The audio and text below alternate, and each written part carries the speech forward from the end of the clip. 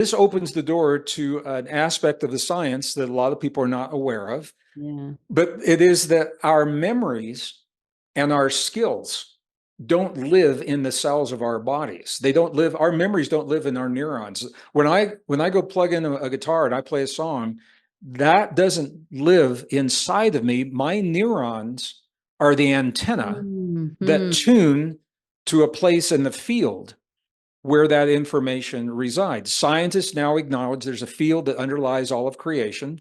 No controversy there. The controversy is, what is our relationship to that field? Sure. So these would describe like a prodigy, you know, someone that just sort of knows how to do things, whether it be play piano or sing or math or something, that they are connected to a specific area of the field to get this information. Well, here's a perfect example. And I know we've all done this. Everyone listening has done this. If you're a musician, you've tried to learn a new piece of music. Steve Vai is my guitar hero, is an amazing contemporary, is just a very powerful rock guitarist.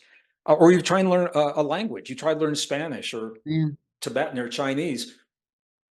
You go through the motions at first. You play some notes that sound funny, or you say words that sound funny. Then all of a sudden, one morning you get up and like you're thinking in Spanish and it all comes together, or that piece comes together. Well, here's what happened. During the time that you were trying to learn and when it actually happened, the act of us choosing to become something greater in the future moment than we are in the present moment, the act of us choosing to excel, choosing to become a better version of ourselves, is the trigger in biology for the neurons to find other neurons to connect to build the antenna that tunes to the place in the field where French or Spanish or Steve Vai's guitar lives.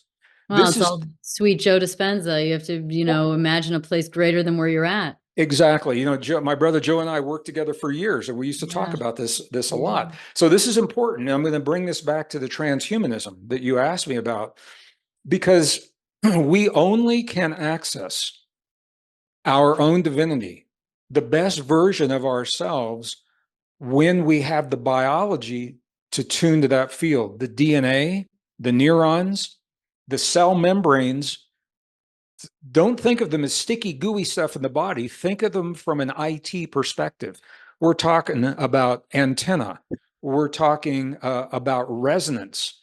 And Nassim, my dear brother Nassim, talks about this all the time. We become the best version of ourselves when we reach deep inside of our biology and tune to our deep intuition that is in that field, to our direct knowing, to our imagination, to our creativity, to our learning skills. It's only possible through biology. Now there is a movement further dividing us as families and societies, breaking the social bonds. There's a movement that is teaching our young people that we are weak, powerless, and flawed forms of life, that humans are flawed, and that we need something outside of us to be successful in life and to be healthy in the world. And that something is being touted as technology. And the movement now has grown to a point where it has a name. It's called the transhuman. Trans means beyond. So the beyond human movement, where body parts, body chemistry, body systems, immune systems, memory systems are now being replaced. The proposal is to do this on the large scale, but it's already happening in some societies, are being replaced by AI, computer chips in the brains, sensors in the skin, chemicals in the blood. Now, so just think about what we just did here. If our divinity, and this is a very ancient concept linked to the battle between good and evil, if our divinity is directly linked to our biology that communicates with the field, and you begin to replace that biology with synthetics that have no DNA, that have no neurons, and cannot communicate with the field, what does that mean to us? What does that do to us? Well, I mean, it creates local robots. I mean, it means we are still human, but we lose an aspect of our humanness.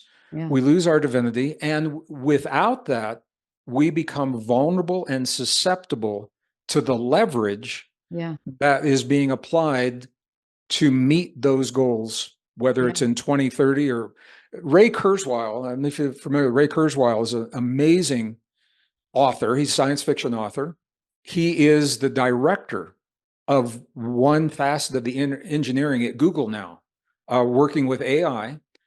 And very famously said in an interview recently, he said, by the year 2035, we will all be a hybrid species to some degree. We will all have RFID chips, computer chips in the brain, chemicals in the blood, sensors under the skin. We will become a hybrid species.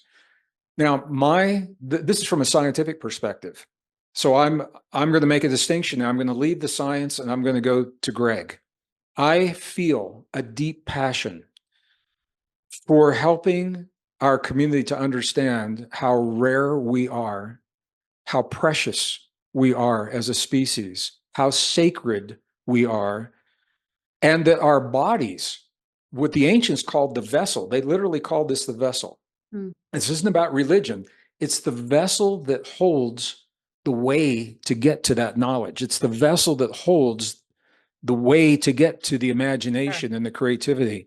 I think our greatest task in life, and I think our greatest level of mastery, Danica, is to preserve the integrity of the vessel that gives us our humanness. Because if we give this away in one generation, the question is, how much of ourselves will we give away to the technology?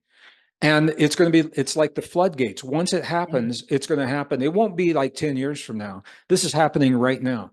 There's a proposal right now. They want to make this a policy to implant all newborns by the year 2030, 2035, to implant them with computer chips to make them more competitive in business and so that they can be more successful in life. So the people that are proposing these, and I want to be really clear, they're not all bad people. They're techies. What they're tunnel vision, and all they're saying is this: we're gonna push this technology as far as we can, as fast as we can, unless somebody pushes back on it. But this is how you lose a species. In one generation. They say one of our flaws is human intimacy. And the need it's the only way we exist. What they're saying is, when a man and a woman come together to create a new life, it's imperfect because we never know the exact outcome. So what they're saying is, through the technology we have now, you can determine the hair color, the IQ, fast twitch muscles, slow twitch muscles for athletic performance. So why not just do that? Why take the chance on something? This is where this thinking is going, Danica. Wow. So for me, technology is not right, wrong, good, or bad. It is how we apply it. It's the thinking. I'll give you an example. A computer chip in the brain of a man or a woman who's lost their arms in battle in Afghanistan that allows them to use the prosthetics of their arms to hold their babies and to brush their own teeth and to feed themselves. What a beautiful, beautiful thing. I mean, who wouldn't want that? So the computer chip can be a beautiful thing, but to replace, to recreationally, to put one in the brain so that you can communicate with your computer without a cable. Right. So what is the problem with this? Here's the problem. Our natural biology begins to atrophy if we don't use it. If you have a computer chip in the brain and it's in a part of the brain it's in the neocortex, maybe it's in the neocortex that has a very specific kind of neuron. Maybe it's a mirror neuron or that Joe would talk about or something like that. Pretty soon, we are so finely attuned to subtle energies in our world. And if we don't use that, the body says, well, maybe you don't need that anymore. The same with reproduction, the same with the immune system. If we create an artificial immune system, our natural immune system says, maybe you don't need me anymore. You give yourself a hormone and your body stops producing it. Yeah.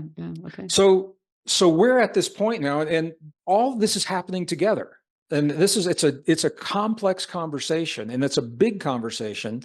And I think it's important to be aware of it because the context, the big picture, we keep going back, is there's a vision for a world, and the way we are right now would not fit into that world by the year 2030. The Right. Great Reset wants a world where everything is digitized, everything is controlled. And if you have access to your divinity, then you value freedom and you Yeah. cherish sovereignty. But if you lose that divinity, if you lose that access, you're still alive, you're still a human, but it doesn't take on the same significance. As long as you're comfortable, you got some junk food to eat, you got a video game, and you get a paycheck from the government, you're happy, you know? It's like they're trying to tell you what your potential should be. Like so the real question then becomes now, what in your opinion is our true human potential? Well, this is, and it's going to tie into the question of what do we do? So now that we have an awareness, not to be fearful. Please don't be afraid of the changes. We have to choose. We've never done this. Our society has been fragmented. The social bonds have been broken, Danica, so that we don't have a voice. It began with the rich against the poor in 2011, the Occupy movement. And then it was men against women, and then Christians against Muslims, and then Jews against Muslims, and blacks against whites. And now it's adult against child, and male against female, gender blurring, all of these things. They're all important, and they all need to be discussed. And we could discuss them kindly to bring us together as a tight community. They've been weaponized to divide us. And when we are divided, we lose our social bonds. And without those social bonds, we are vulnerable as a society. So when we lose our humanness, when we lose our ability to access that divinity, we don't have the same ideas of freedom and sovereignty. So what has never happened as a society, we've never said, this is what we value. We've never come together, and we have to do that.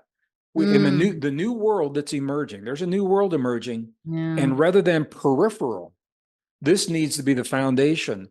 What is it that we value in life? Do we value freedom, and what does that mean? Do we value imagination? Do we value creativity? Do we value the sovereignty of our own bodies? The beauty of nature. Exactly. Our ability to appreciate nature through the senses. All of that is diminished through the transhuman movement. So we have to choose what it is that we value. And I think we're at a point where we have to do that now. We have to do that now. So all the things we've talked about, for some people, it sounds frightening. It's already happening. It's been going on since you were alive and I was alive, and we didn't even know it. So it's not to be afraid of, it's to be aware of. And so now what do you do? If you fight back, you sink to the level that keeps you stuck in the ancient battle that is playing out to begin with. You don't want to fight back. And this is Buckminster Fuller. I love this. I love this. I love this quote. And I want you to really get nuanced about the difference of fighting itself.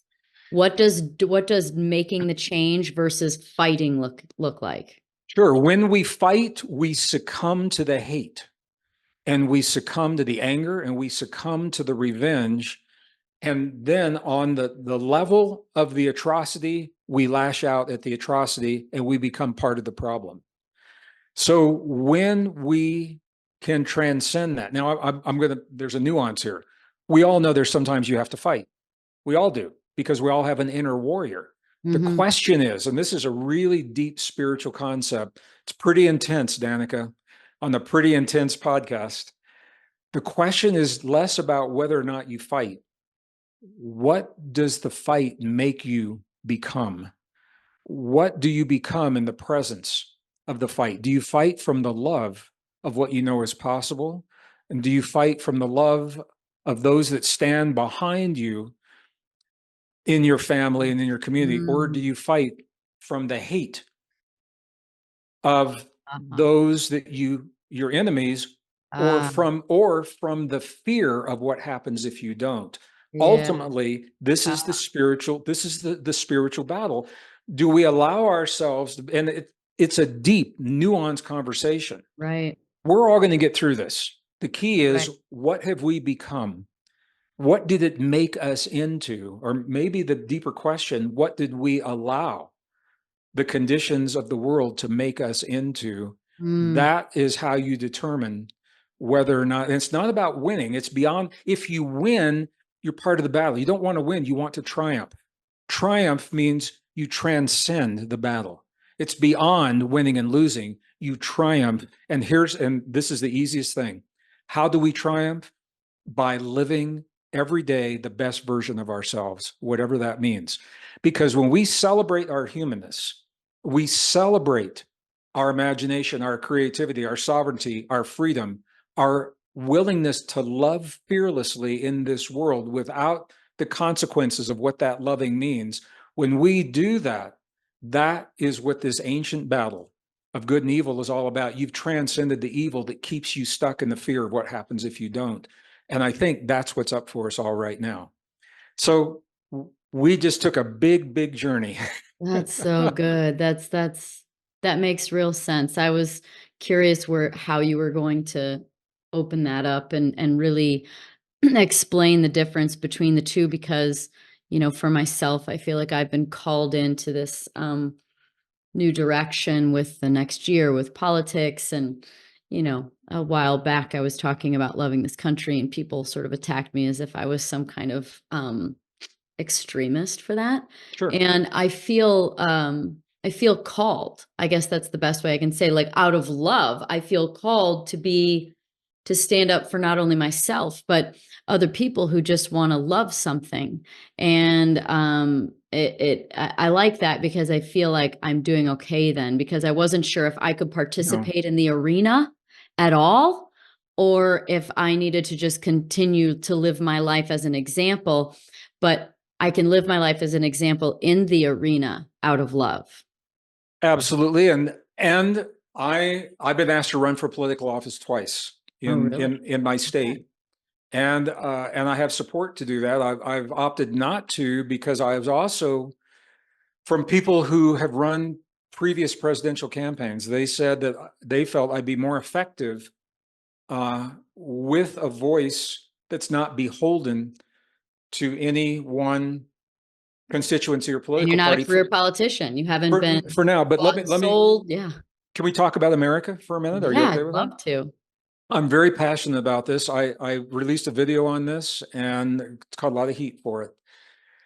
America is, in my opinion, this isn't science, this is my Gregg Braden opinion. I believe that America is a divinely inspired nation. And when I say that, and it's not just because of the history. Something happened here over 200 years ago that has never happened in any nation at any time in the history of the earth, where, and they were all males at the time, a group of men came together. And a lot of people don't know this, but they were, of those 56 signatures, at least 13 openly, and probably more covertly, were from the Masonic traditions. Yeah. The Masonic traditions are descendants of the Templar traditions. The Templars are who funded Columbus to found this nation as the first nation in the history of the world to embody the freedoms that we have in writing in a way that no other nation has ever or will ever give to its people. So now I'm going to make a distinction here. The idea of America, I believe, is rare and precious and beautiful and worth preserving. The implementation is deeply flawed. Many people are willing to throw the baby out with the bathwater. And I talk to young people now who are being indoctrinated into the idea that America is evil and that America is bad, and that we are bad people and we need to start over. It's a nuance, Danica, and it's difficult sometimes. The implementation may be evil, and we have done evil things as a nation that I'm not proud of. The idea, I think, is worth preserving. And here's the reason. I traveled, I was home about 20 28 to 30 days in before COVID in 1 year. I was all over the world. And I would talk to people about their countries. And they'd say, well, what's the big deal about America? You know, we got free speech, you know, in Canada, we got free speech in Australia, you know, we can have guns in Switzerland, you know, or whatever. Here's the difference. You can until you can't. America is the only nation on the face of the earth has ever embodied in the written documents that those freedoms are inherent in our existence.